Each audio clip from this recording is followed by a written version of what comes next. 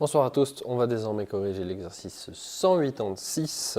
Cet exercice 186 me demande de résoudre. Alors, je vois bien dans le livre que c'est marqué pour les exercices 184 à 124, il faut pour le domaine. Je m'en fous, je fais pour tous les domaines, comme ça on est au clair sur la théorie que j'ai faite, comme ça on est cohérent avec ce que j'enseigne. Donc, on me demande de résoudre pour le A, une équation toute simple avec sinus de x moins 20 degrés est égal à 0,8. Donc, on me dit sinus de x moins 20 degrés. Je travaille donc en degrés. Comment est-ce que je fais pour ça? Eh bien déjà, je fais l'arc sinus de 0,8 pour trouver un angle en degrés.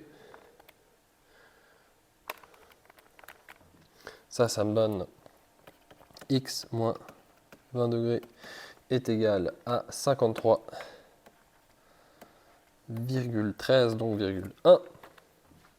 Et on se rappelle de l'histoire qu'on a avec les sinus. Si on fait un cercle trigonométrique, on a un sinus ici et on a l'autre sinus ici avec alpha et alpha. Donc ici, j'ai 180 moins alpha. Et après, je peux aussi faire tous les tours de trucs. Donc je fais plus 2 capi, enfin 2 capi si j'étais en radian. Et maintenant, je suis en degrés, donc k fois 360. Et je rajoute l'option 180 moins 53, ce qui me fait 126,86. Donc 126,9. Allez, je vais faire un 4 chiffres significatifs pour une fois.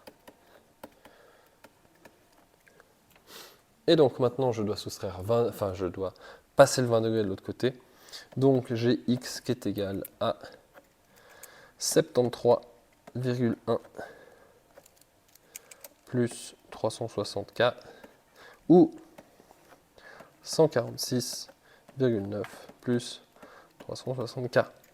Donc mon ensemble de solutions, c'est 73,1 plus 360K et 146,9 plus 360K, en sachant que K appartient à Z. Donc je mets des points-virgules pour dire « et ». On pourrait aussi mettre une barre verticale pour dire « c'est la condition ». C'est plus esthétique et plus cohérent avec ce que j'enseigne en première. Donc je vais faire ça pour le 186. Pour le B, nous avons l'équation cosinus de 100 moins x est égal à moins 0,4. Donc de nouveau, il faut commencer par faire l'arc cosinus de moins 0,4 et on obtient 100 moins x est égal à 113,57, donc 113,6 degrés toujours, puisque c'est 100 degrés dans l'énoncé. On fait nos petits cercles trigonométriques. Si on est à moins 0,4, ça veut dire qu'on est sur un truc comme ça, et donc on a un petit frère ici. Donc soit on a 113,6, soit on a le même angle en moins, ou alors pour être plus élégant, on fait 360 moins cet angle. Comme ça, on a deux résultats positifs. Et 360 moins 113, ça fait 246,42, donc 2,4.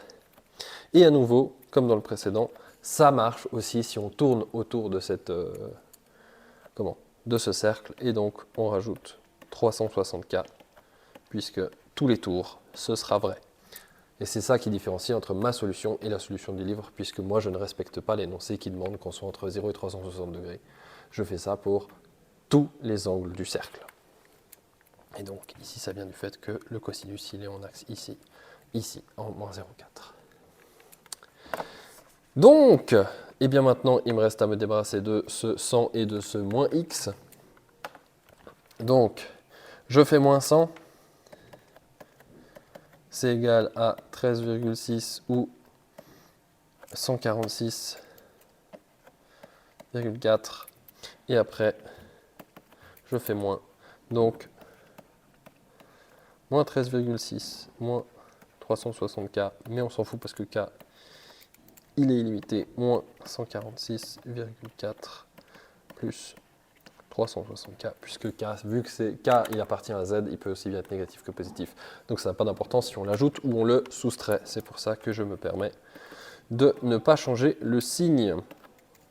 Donc j'ai moins 13,6 plus 360K et moins 146,4 plus 360K avec K qui appartient à Z. Ou alors, si on veut être prestigieux et faire que des angles positifs, eh bien je fais 360 moins 13,6 et j'obtiens les angles 346,4 plus 360K et 360 moins 146,4 qui me donne 213,6 plus 360K tel que K appartient à Z. Et donc, ces deux résultats sont les résultats que vous avez normalement dans le livre. Je regarde dans le 186B, 213,6 et 346,4. Voici comment est-ce qu'on fait ça. Et moi, je rajoute juste le 360K pour être dans tous les cercles, tout le nombre de tours qu'on veut. Le C, on me demande le sinus de 10 degrés moins x est égal à 1,2. Si on a bien révisé son cercle trigonométrique, ça va nous choquer un peu et ça va nous faire dire il y a un souci. Mon cercle trigonométrique, il vaut 1 au maximum. 1,2, c'est en dehors du cercle, donc ça va être compliqué. Si j'ai pas cette intuition, je tape l'arc sinus de 1,2 et la calculette me dit erreur. Donc ça veut dire que on ne peut pas faire la première étape de calcul. Et donc l'ensemble de solutions, il est vide parce que le calcul n'est pas faisable puisque on ne peut pas avoir un sinus qui est plus grand que 1. Dans un cercle trigonométrique, il faudrait un cercle qui a un rayon supérieur à 1. Et pour le D, cette fois-ci on a une tangente, donc ça va être un tout petit peu différent, mais pas tant que ça. Hop, on se retrouve avec la tangente de x plus 50 degrés est égale à 2,8. On commence par faire évidemment l'arc tangente et on trouve 70,34,6, 35, 70,3 quand même. Hop, on fait vaguement un cercle trigonométrique avec sa tangente. Pour arriver à 2,8, on a juste un angle comme ça. Il est évidemment plus grand que 45 parce que 45 c'est 1 la tangente. Et du coup, effectivement, on a ce 70 et on a aussi celui-ci avec 180 en plus. Et donc, après, pour trouver le deuxième, il faudrait rajouter 360 à 70 ou de nouveau un 180 à celui qu'on vient de trouver. Donc ici, la particularité, c'est que c'est plus 180K. Et une fois qu'on a ça, j'enlève les degrés pour les calculs quand même, x est égal à 20,3 plus 180K. Solution 20,3 plus 180K tel que K appartient à Z. Et du coup, si on est entre 0 et 360 comme le demande le bouquin, on prend simplement ce chiffre-là, on lui fait plus 180 et on obtient 230,3. Et donc, on a les deux réponses possibles du livre. J'espère que c'est bon pour tout le monde. J'ai fait une erreur de calcul, mais c'est pas grave. 20 plus 180, ça fait 200, pas 230.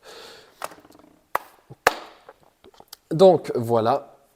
Et si ça c'est tout bon, on va pouvoir continuer sur les chapeaux de roue ce chapitre de trigonométrie. J'espère que tout est clair. Si ça n'est pas le cas, vous connaissez la chanson. Questions en commentaire, questions par message team, questions dans le prochain cours. Vous êtes libre et je me ferai un plaisir d'y répondre le plus vite possible. Bonne soirée, bonne suite de calcul, s'il y en a, bonne théorie, etc.